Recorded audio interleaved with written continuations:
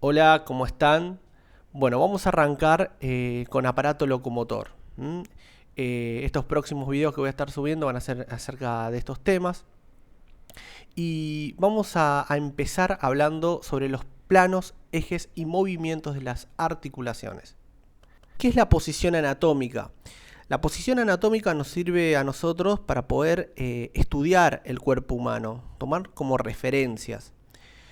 Vamos a decir que en la medicina occidental la posición anatómica se describe como el cuerpo erguido y mirada hacia el frente, los pies paralelos y los brazos extendidos a los lados y las palmas mirando hacia adelante. Esta posición se utiliza para describir la ubicación relativa de las características anatómicas y los movimientos de las distintas partes del cuerpo. Entonces, tomando como referencia a la posición anatómica, se pueden describir la posición relativa de las diferentes estructuras del cuerpo. Por ejemplo, el tórax es anterior a la columna, la mano es distal con respecto al codo, la cabeza es superior respecto a los hombros y la nariz es medial respecto a los oídos. Se entiende, ¿no?, que para estudiar anatomía necesitamos puntos de referencia.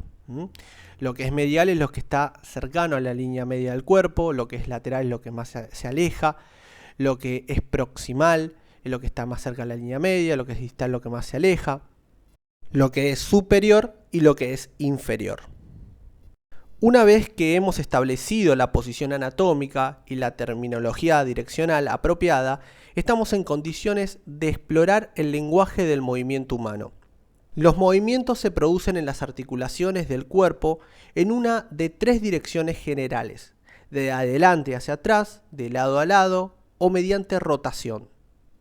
Para describir estos movimientos con precisión, resulta útil visualizar el cuerpo cortado por uno de los tres grandes planos imaginarios. El primer plano, que divide el cuerpo verticalmente en mitades de derecha e izquierda, se denomina plano sagital. Los movimientos de adelante hacia atrás se producen paralelos a este plano imaginario. El segundo plano divide el cuerpo en las mitades anterior y posterior y se denomina plano frontal. Los movimientos de lado a lado se producen paralelos a este plano imaginario. El tercer plano divide el cuerpo en las regiones superior e inferior. Se denomina plano transversal. Los movimientos rotacionales o de giro son paralelos a este plano imaginario.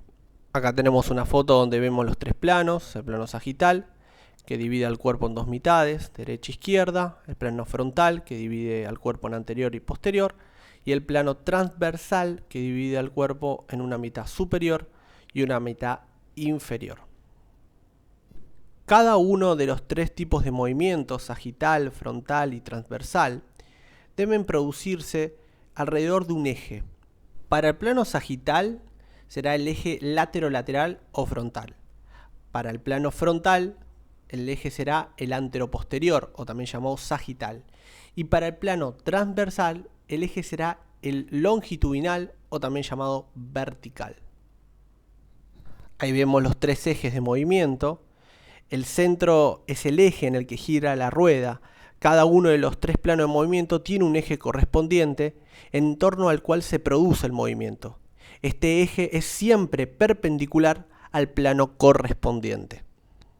Aquí tenemos una foto donde vemos los tres planos de movimiento con los tres ejes. El plano sagital, con eje laterolateral, los movimientos son de adelante hacia atrás. El plano frontal, con eje anteroposterior, y los movimientos son de lado a lado. Y el plano transversal, con un eje longitudinal o vertical, y los movimientos son los de rotación.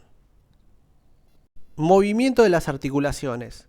Los movimientos que se realizan a lo largo de cada uno de los tres planos y sus ejes correspondientes tienen nombres particulares.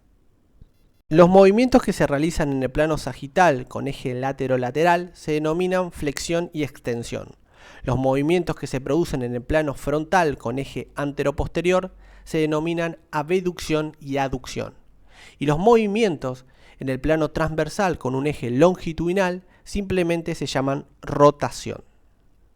La flexión describe el movimiento en el plano sagital que reduce el ángulo entre los huesos que se articulan, o sea, los huesos que contactan entre sí para formar una articulación. La extensión describe el movimiento que aumenta en el plano sagital el ángulo entre los huesos que se articulan. Los movimientos que se producen en el plano frontal alrededor de un eje antero-posterior se denominan abducción y aducción. La abducción se produce cuando una extremidad o parte de una extremidad se aleja del centro o la línea media del cuerpo. La aducción se produce cuando una extremidad o parte de una extremidad se mueve hacia la línea media del cuerpo. Por último, los movimientos que se producen en el plano transversal alrededor del eje longitudinal simplemente se llaman rotación. Los movimientos de rotación en el tronco se diferencian como rotación derecha y rotación izquierda, mientras que estos movimientos en las extremidades se denominan rotación interna y rotación externa. La rotación interna describe el movimiento de giro hacia la línea media y la rotación externa describe el movimiento de giro que se aleja de la línea media del cuerpo. Hay movimientos especiales en diferentes sitios del cuerpo humano, como la escápula, el hombro, el antebrazo, la muñeca, la cadera, el tobillo y el pie, que los vamos a ir analizando en los siguientes videos.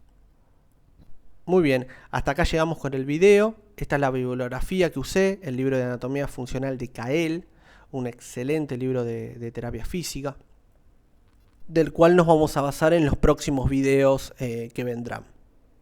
Espero que les haya servido y nos vemos en el próximo video. Muchísimas gracias.